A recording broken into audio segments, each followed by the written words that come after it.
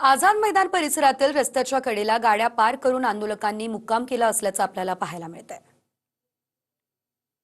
जरांगे पाटील यांचं मुंबईच्या आझाद मैदानात उपोषण सुरू आहे आणि आज मनोज जरांगे पाटील यांच्यासह राज्यभरातील जे मराठा समाजाचे आंदोलक आहेत ते देखील मुंबईमध्ये दाखल झालेले आहेत।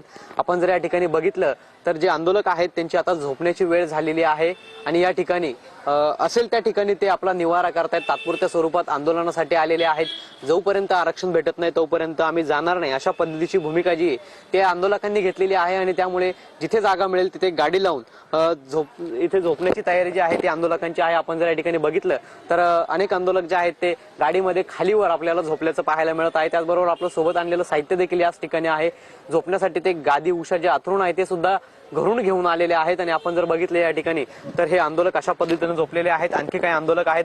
दादा, आपल्या हातामध्ये अंथरूण आहे, तकिया आहे, शाल आहे, आपण कुठे झोपायला चाललात? आम्ही 13-14 जण आहेत।